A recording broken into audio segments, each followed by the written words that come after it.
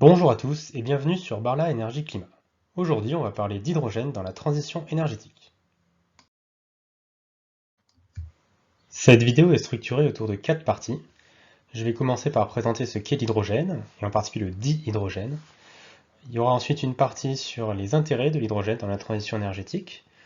On abordera ensuite les différents scénarios prospectifs à l'échelle nationale et mondiale. Et on finira par une partie sur l'hydrogène et le climat. Dans quel cas est-ce que c'est pertinent et dans quel cas est-ce que c'est contre-productif de développer l'hydrogène? Alors, tout d'abord, qu'est-ce que l'hydrogène?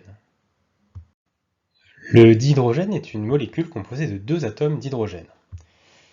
À pression et température ambiante, c'est un gaz, et puisque c'est une petite molécule, donc la plus petite molécule qui existe, avec deux éléments du plus petit atome qui existe dans le tableau périodique, eh bien, ce gaz est sujet à de forts risques de fuite. Il faut avoir des canalisations bien étanches pour que le gaz ne s'échappe pas. Donc l'hydrogène, c'est un gaz qui est invisible et inodore. C'est aussi inflammable. Donc en présence d'oxygène, la moindre étincelle peut faire exploser notre hydrogène. L'hydrogène n'est pas un gaz toxique, mais dans un environnement confiné, s'il vient à prendre tout l'espace et à supprimer l'oxygène de la pièce, eh bien, il y a un risque d'asphyxie. Donc pas toxique, mais bon, il faut quand même avoir de l'oxygène pour pouvoir respirer. Donc, le dihydrogène, qu'on appellera par la suite hydrogène par simplification, c'est un vecteur énergétique. C'est-à-dire qu'il faut de l'énergie pour le produire, à partir d'eau en particulier. Et ensuite, cet hydrogène, on peut l'utiliser pour faire une autre forme d'énergie, par exemple de l'électricité ou de la chaleur. Donc quelques ordres de grandeur, 1 kg d'hydrogène, ça contient autant d'énergie que 3 kg de pétrole. Donc l'hydrogène, ça a une densité énergétique massique très importante.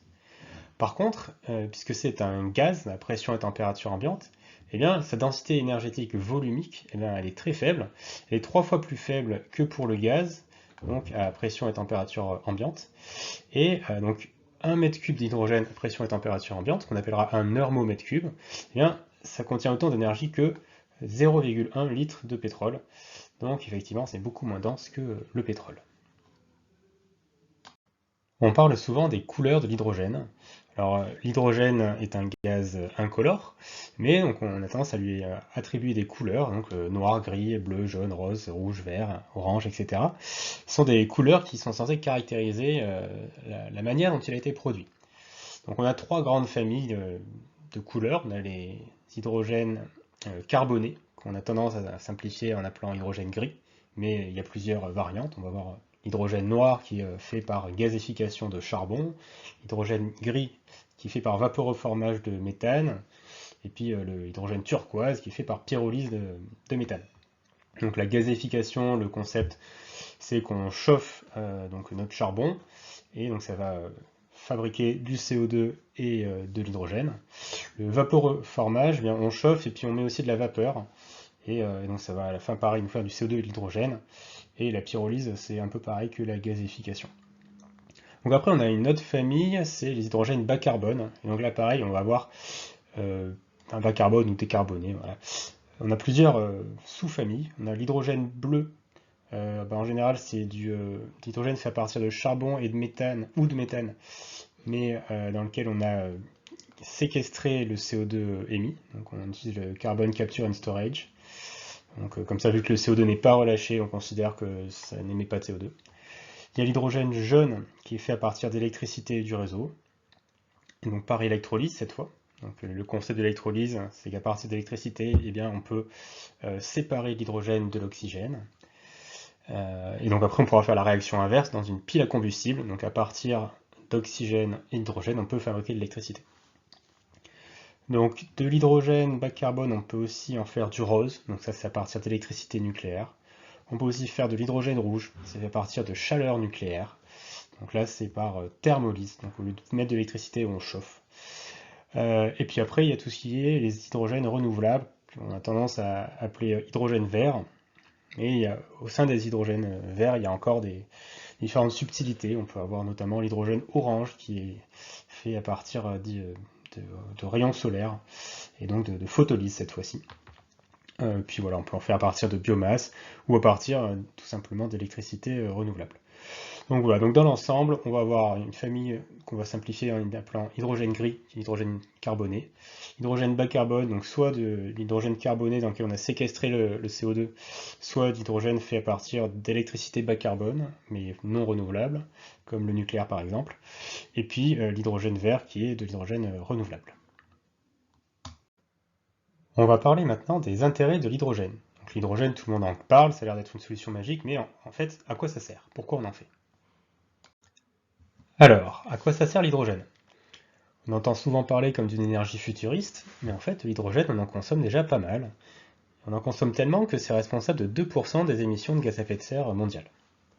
Donc cet hydrogène, on va l'utiliser sous deux formes, soit sous forme d'hydrogène pur, soit sous forme de mixture, donc de l'hydrogène contenu dans un mélange avec d'autres gaz.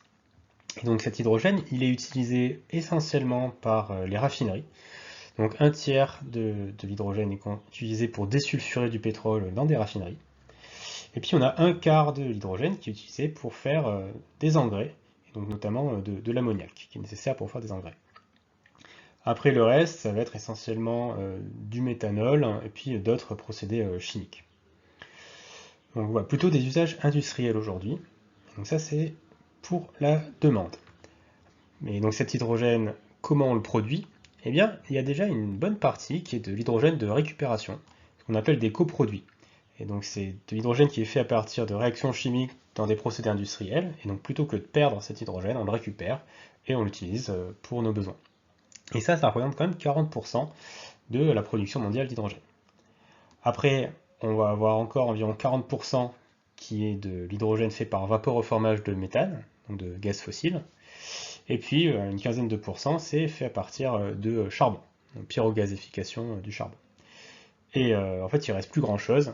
Le pétrole, c'est pas grand-chose. Et l'électrolyse, c'est moins d'1% de la production d'hydrogène actuellement. Donc on peut dire que c'est vraiment négligeable, pour l'instant. Et donc, en imaginant qu'on puisse décarboner la production mondiale d'hydrogène et avoir encore de la marge pour pouvoir développer de nouveaux usages avec de l'hydrogène bas carbone, eh bien, comment on l'utiliserait? À quoi ça pourrait servir? Donc, quels seraient ses intérêts? Les premiers intérêts de l'hydrogène, c'est les usages existants, à savoir l'usage industriel. Donc on utilise de l'hydrogène pour faire de la chimie avec, soit dans les raffineries, soit pour faire des engrais, soit pour faire de la chimie. Il y a un nouvel usage qui n'existe pas encore, mais qui est voué à se développer, c'est dans la sidérurgie, pour faire de l'acier. Donc il faut réduire le minerai de fer, c'est-à-dire retirer l'oxygène de la molécule de l'oxyde de fer. Et donc pour faire ça, actuellement, on utilise du charbon. On pourrait remplacer cette réaction chimique en remplaçant le charbon par de l'hydrogène. Ça permettrait de réduire le minerai de fer de manière bas carbone. Donc la sidérurgie, c'est un nouvel usage qui est censé se développer. Puis après, voilà, d'autres usages industriels. Et après, il y a de nouveaux usages qui pourraient se développer. L'hydrogène, ça peut avoir un intérêt pour décarboner la mobilité lourde, donc tout ce qui est les usages difficilement électrifiables.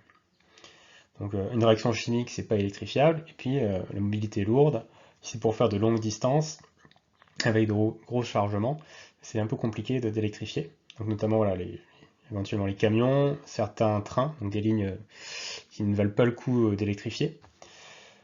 Et puis après, on va avoir tout ce qui est mobilité vraiment très longue distance, notamment le transport maritime et le transport aérien, où là, la seule solution, c'est de faire des combustibles de synthèse à partir d'hydrogène. Donc ça va être des carburants qui ne seront plus d'hydrogène, mais il faut passer par cette étape intermédiaire de fabriquer l'hydrogène pour fabriquer les combustibles de synthèse. Alors l'hydrogène c'est pertinent pour décarboner certains usages, mais c'est aussi pertinent pour apporter de la flexibilité au système électrique. Donc, le concept c'est qu'on va avoir plusieurs réseaux d'énergie liés. Donc on a un réseau électrique, on va avoir un réseau de gaz, des réseaux de chaleur, et puis donc dans l'idée aussi des réseaux d'hydrogène, sur lesquels il y aurait de la production et de la consommation d'hydrogène. Et tous ces réseaux d'énergie, l'idée c'est qu'ils soient liés et qu'on puisse passer de l'un à l'autre avec des moyens de conversion. Donc on peut passer de l'électricité à l'hydrogène en faisant de l'électrolyse, et on peut passer d'hydrogène à l'électricité avec des piles à combustible par exemple. Et donc ces électrolyseurs, ce sont des moyens de consommation d'électricité flexibles. Donc on peut décider de réduire la production d'hydrogène ou d'augmenter. Donc voilà, on peut piloter ce moyen de conversion. C'est ça qui est intéressant.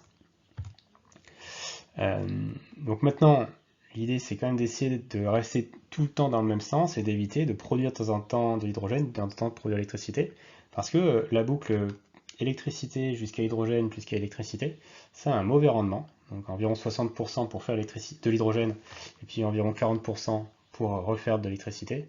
Donc la boucle power to gas to power, c'est plutôt dans les 30%. Et puis si on passe par du méthane entre temps, c'est encore pire, parce que donc il faut passer d'hydrogène à méthane, qui a encore une perte de rendement. Voilà, donc dans l'idéal, l'idée c'est quand même d'essayer d'utiliser ces électrolyseurs comme moyen de consommation flexible, mais d'éviter de recramer l'hydrogène pour faire l'électricité. Et donc la théorie pour équilibrer un système donc avec beaucoup d'hydrogène et beaucoup d'énergie renouvelable, eh bien, ce serait d'avoir une production d'hydrogène qui fluctue au cours de l'année. Donc en été, beaucoup de production d'hydrogène. En hiver, on en produit moins parce qu'on a besoin d'électricité pour faire autre chose. Et donc ensuite, voilà, l'été suivant, on se remet à produire de l'hydrogène. Et par contre, pour la consommation d'hydrogène, eh bien, on en consommerait moins en été, puis on en consommerait plus en hiver. Donc au final, en été, on stocke de l'hydrogène, on crame nos stocks en hiver, et puis l'été suivant, on se remet à faire du stock. Donc c'est ça un peu l'idée pour utiliser l'hydrogène pour apporter de la flexibilité au réseau électrique. Par contre, ça pour l'instant, c'est qu'à l'échelle théorique, puisque dans la pratique, les turbines à hydrogène, ça n'existe pas encore. Donc, pour repasser de l'hydrogène à l'électricité, on peut faire piles à combustible ou turbine hydrogène, et turbine hydrogène, ça n'existe pas vraiment encore. Les moyens de stockage, les réservoirs d'hydrogène à grande échelle, ça n'existe pas encore. On sait comment on ferait, donc dans des cavités salines ou alors en convertissant des réservoirs de gaz actuels, mais pour l'instant ça n'existe pas. Et le réseau hydrogène, ça n'existe pas non plus. Dans l'idée, on aimerait le développer, mais pour l'instant, ce n'est que théorie.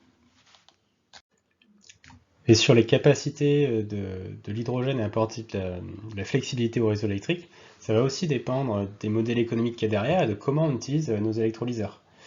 Une première approche, ce serait d'utiliser les électrolyseurs en période de marginalité renouvelable ou nucléaire, c'est-à-dire quand il y a de l'énergie bas carbone disponible à foison, que les prix de l'électricité sont pas chers, eh bien là, on peut fabriquer de l'hydrogène.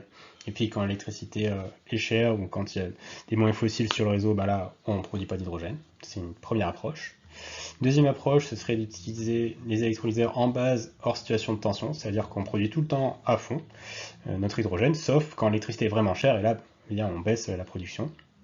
Et donc une troisième approche, c'est de coupler les électrolyseurs avec des moyens de production d'électricité, par exemple du photovoltaïque, du nucléaire, de l'éolien ou autre. Et là, c'est quand notre panneau solaire il produit de l'électricité qu'on fait de l'hydrogène. Et donc au final, nos ENR et nos électrolyseurs fonctionnent de manière isolée du réseau. Donc trois approches qui n'ont pas les mêmes conséquences économiques ni environnementales. Et donc si on veut vraiment apporter de la flexibilité au réseau, c'est plutôt la première approche qu'il faudrait faire, mais à moyen terme, c'est pas du tout rentable. Donc on partirait plutôt sur des électrolyseurs fonctionnant en base, au moins à l'horizon 2035. Maintenant que l'on sait à quoi sert l'hydrogène, on va regarder un peu quels sont les scénarios prospectifs à l'échelle mondiale et à l'échelle française pour savoir comment va évoluer sa production et sa consommation dans les années qui viennent. Alors, à l'échelle mondiale tout d'abord. Comme je le disais tout à l'heure, de l'hydrogène on en utilise déjà et c'est responsable de 2% des émissions de gaz à effet de serre mondiales. Cet hydrogène, on l'utilise essentiellement comme matériau dans des procédés industriels. Et donc cette demande-là d'hydrogène ne devrait pas évoluer dans les années qui viennent, ou marginalement. Par contre, l'utilisation d'hydrogène comme vecteur énergétique devrait fortement progresser. Aujourd'hui, ça n'existe à peu près pas, et ça devrait être beaucoup plus important que les usages d'hydrogène comme matériau. Et donc si on regarde la décomposition des différents usages, eh bien on a donc la raffinerie, le méthanol et la production d'engrais qui devraient rester stables, et des nouveaux usages qui devraient se développer, notamment la chaleur industrielle et les combustibles de synthèse, ce que l'on appelle e-fuel. Voilà. qui devrait donc fortement se développer pour faire avancer des avions, ce genre de choses. Donc, au final, la demande d'hydrogène devrait passer de 100 millions de tonnes par an à plus de 300 millions. Donc on aura une multiplication par 3 dans ces scénarios prospectifs-là. Et donc cet hydrogène, il faudra bien le produire. Et donc dans les scénarios prospectifs, on imagine qu'il y aura 4 grands types de production d'hydrogène, à peu près équilibrés. Donc environ un quart qui sera de l'hydrogène toujours fait à partir de gasification de charbon ou de vaporoformage de méthane, donc de l'hydrogène bien fossile. On aurait un deuxième quart qui serait fait à partir d'énergie fossile, mais en utilisant de la capture et séquestration de CO2. Donc on récupère le CO2 émis, donc on considère que cet hydrogène est produit de manière bas carbone. Ensuite, il y aurait un troisième quart qui serait fait à partir d'électrolyse, mais dont on ne saurait pas trop d'où vient l'électricité. Et un quatrième quart qui serait vraiment de l'hydrogène vert, donc de l'hydrogène fait à partir d'énergie renouvelable. Donc dans l'ensemble, la production d'hydrogène carboné, elle devrait augmenter si on prend en compte le CCS, et si on ne prend pas en compte le CCS, elle ne devrait pas tellement diminuer. Donc on ne peut pas vraiment dire que ces scénarios prospectifs prévoient une décarbonation de la production d'hydrogène. Faisons maintenant un focus sur la France. Le pays s'est engagé à atteindre la neutralité carbone à l'horizon 2050. Ça veut dire qu'en 2050, on devra émettre autant de CO2 que ce qu'on peut compenser par les puits de carbone. Et on a pour objectif aussi d'augmenter la capacité des puits de carbone à absorber du CO2. Il y a un objectif intermédiaire aussi, à l'horizon 2030, c'est de baisser de 55% les émissions par rapport à 1990. On a commencé à réduire pour l'instant, mais il va falloir sacrément accélérer le rythme de baisse des émissions. Et alors, comment on fait pour être neutre en carbone en 2050? La première des choses à faire, c'est de réduire la consommation d'énergie totale. Aujourd'hui, on consomme 1600 TWh d'énergie finale, dont environ 60% sont des énergies fossiles, et il va falloir supprimer ces énergies fossiles. Ça veut dire qu'à terme, en 2050, on ne pourra compter que sur de l'électricité, de la biomasse et des gaz décarbonés. Et les gaz décarbonés, on va avoir notamment du biométhane et aussi un peu d'hydrogène. Et donc l'hydrogène dans le mix énergétique de 2050, ça restera une part assez faible. À l'horizon 2050, on devrait consommer dans les 930 TWh d'énergie finale, dont 650 TWh d'électricité. Et sur ces 650 TWh d'électricité, il y en aurait environ une cinquantaine qui seraient utilisés pour faire de l'électrolyse, donc de l'hydrogène. Et donc ce déploiement de l'hydrogène, il se ferait en 2 temps. Une première phase d'ici 2030 où on décarbonerait plutôt la production d'hydrogène pour les usages actuels, à savoir la production d'engrais, la chimie, la raffinerie essentiellement. Et puis dans une deuxième phase, entre 2030 et 2050, on développerait tout ce qui est chaleur industrielle, hydrogène pour le routier, donc notamment pour les camions, et combustible de synthèse pour les avions notamment. Et donc, quels sont les ordres de grandeur, notamment au point de passage 2030? Eh bien, les chiffres de France Hydrogène, ils montrent des beaux graphes en disant, voilà, aujourd'hui, c'est 45 000 tonnes d'hydrogène décarboné produit tous les ans, et on devrait atteindre les 700 000 en 2030. Donc, voilà, super. Sauf que si on regarde un peu la quantité d'hydrogène gris qui reste, donc l'hydrogène fait à partir d'énergie fossile, eh bien, on est dans les 800 000 tonnes par an aujourd'hui, et on serait encore à 650 000 tonnes par an en 2030.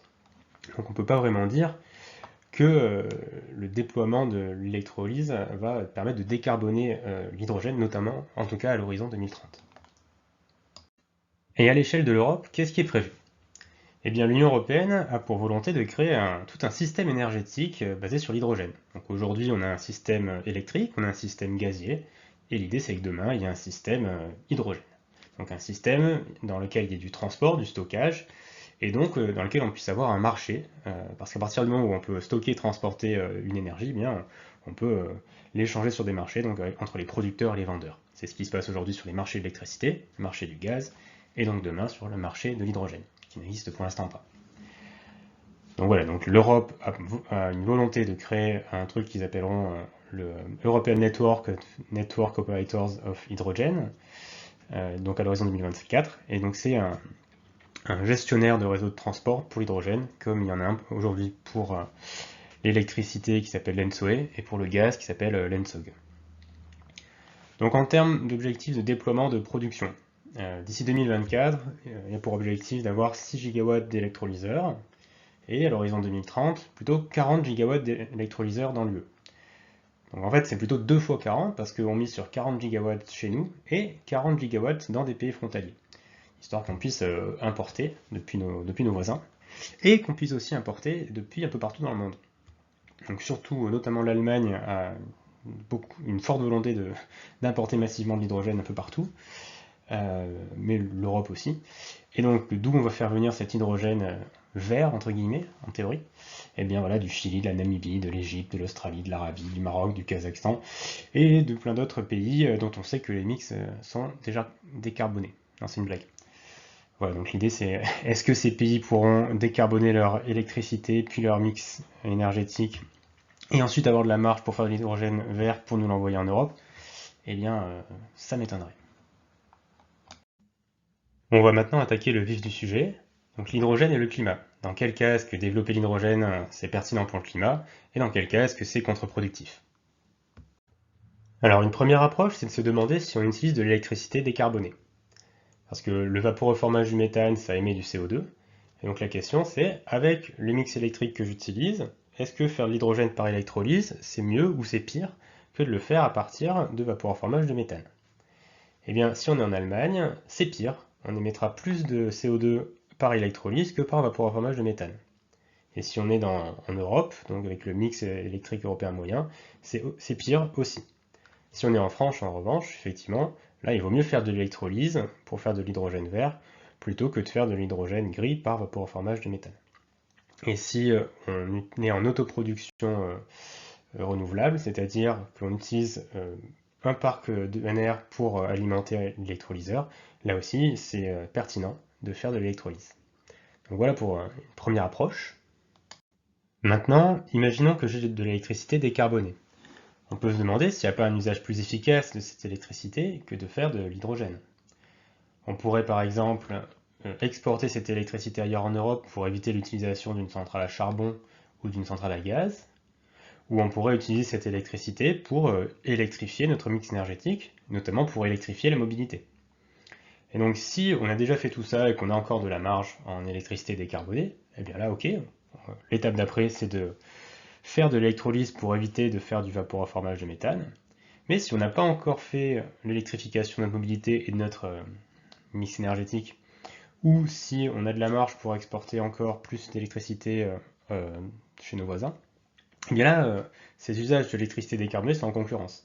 Et dans ce cas-là, eh bien, utiliser plus d'électricité pour faire de l'hydrogène, c'est contre-productif. Ça veut dire que développer de nouveaux usages de l'hydrogène, tant qu'on n'a pas électrifié notre mix énergétique et si on n'a pas de marge sur notre production d'électricité, eh bien c'est contre-productif. L'hydrogène, ça doit rester uniquement pour les systèmes qu'on ne peut pas électrifier. Il ne faut pas développer l'hydrogène tout azimut. Une autre manière de réfléchir, c'est de regarder ce qu'on appelle le coût d'abattement. Le coût d'abattement, c'est la quantité d'argent qu'on dépense relativement aux émissions de CO2 qu'on évite. Par exemple, si je développe un parc automobile électrique, eh bien, combien ça me coûte en plus de d'habitude et combien de tonnes de CO2 je permets d'éviter. Et avec le même argent, eh bien, si je développe un parc automobile hydrogène, eh bien, quelles sont les quantités de CO2 que j'ai pu éviter? Et ça permet de comparer l'efficacité de décarbonation d'un investissement. Et donc de prioriser les solutions à déployer. Donc si on regarde la mobilité, eh bien, le véhicule électrique, ça coûte dans les 2 à 300 euros la tonne de CO2 évité. Le véhicule hydrogène, c'est plus de 1000 euros la tonne de CO2 évité. Donc là, il n'y a pas photo, et c'est cohérent avec le mauvais rendement du power to gas to power. Donc effectivement, pour les véhicules légers notamment, il faut faire du véhicule électrique et pas du tout du véhicule hydrogène, c'est complètement contre-productif.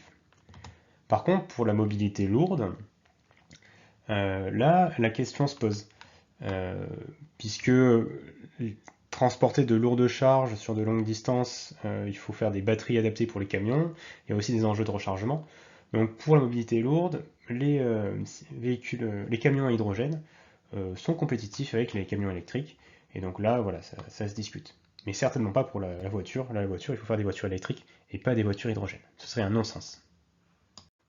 Un dernier aspect à prendre en compte pour juger de la pertinence de l'hydrogène, c'est ses fuites. Est-ce que les fuites sont maîtrisées ou pas? Parce que l'hydrogène en soi, c'est un gaz à effet de serre, donc un gaz qui va en fait interagir avec le méthane et prolonger sa durée de vie dans l'atmosphère. Et donc, si on émet 1 kg d'hydrogène, au final, c'est comme si on avait émis 10 kg de CO2. Ça, c'est pour le réchauffement induit à l'échelle du siècle. Et donc, combien ça représente?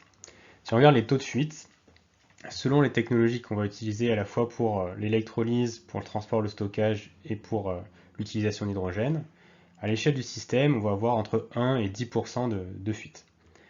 10% de fuite, c'est si on ne fait pas attention dans l'électrolyseur et dans les piles à combustible à recombiner l'hydrogène qui fuit avec de l'oxygène, et si on utilise du transport liquide et du stockage au sol, aérien, sans stockage profond. Le stockage souterrain, c'est très bon. Le transport gazeux, ça a moins de fuite. Et donc, voilà, au final, selon ce qu'on fait, on a entre 1 et 10% de fuite. Et donc, 1 à 10% de fuite avec un pouvoir de réchauffement global de 10, eh bien, au final, c'est quand même 10 fois mieux que si on a utilisé du pétrole. Et si on n'a que 1% de taux de fuite, ben là, c'est 100 fois mieux. Donc là, c'est vraiment une utilisation décarbonée. Par contre, voilà, s'il y a 10% de fuite, rien que l'utilisation de l'hydrogène, c'est équivalent à 10% des émissions qu'on aurait eues en utilisant du pétrole. Donc c'est pas négligeable, et donc il y a un enjeu à maîtriser ces fuites. Il est temps de conclure. Alors, l'hydrogène, est-ce un atout ou un boulet dans la transition énergétique? Si on résume, produire de l'hydrogène décarboné, c'est utile pour plusieurs raisons. La première, c'est que l'hydrogène, c'est aujourd'hui responsable de 2% des émissions de gaz à effet de serre, et donc il y a un enjeu à décarboner l'hydrogène qu'on utilise déjà. Un deuxième intérêt, c'est de décarboner des secteurs qui sont difficiles à électrifier. Et un troisième intérêt, c'est d'apporter de la flexibilité au réseau électrique, grâce à du power to gas, éventuellement du power to gas to power. Par contre, l'hydrogène, ça peut être contre-productif. Si on développe de nouveaux usages d'hydrogène avant de décarboner les usages existants, eh bien c'est contre-productif. Si on développe l'électrolyse avec une électricité carbonée, c'est contre-productif. Et si on développe de l'électrolyse à la place d'électrifier des usages, ou à la place d'exporter de l'électricité à travers nos interconnexions, eh bien c'est contre-productif aussi. Donc une stratégie pertinente, c'est d'abord de commencer par renforcer la production électrique décarbonée, ensuite d'électrifier les usages, notamment la mobilité, et ensuite seulement on développe de l'électrolyse dans un premier temps pour décarboner la consommation actuelle d'hydrogène, et enfin on peut utiliser l'hydrogène pour décarboner des secteurs difficiles à électrifier. Donc si on fait les choses dans cet ordre-là, c'est gagnant pour le climat. Si on fait les choses à l'envers n'importe comment, c'est perdant. C'en est fini pour cette vidéo sur l'hydrogène, merci de l'avoir suivi. Ça me paraissait intéressant de faire un peu le point sur ce sujet. Donc, on entend souvent parler de l'hydrogène comme d'une solution magique, mais en fait ça peut être très contre-productif et ça a aussi de grands intérêts dans la transition énergétique. Donc voilà, j'ai essayé de tirer ça un peu au clair à partir des informations que j'ai pu rassembler. Ma prochaine vidéo traitera sûrement des deux contraintes carbone, à savoir le climat et la baisse d'approvisionnement en énergie fossile, et des stratégies de transition énergétique possibles pour y faire face, notamment à l'échelle française. C'était Barla Énergie Climat, merci et à très bientôt.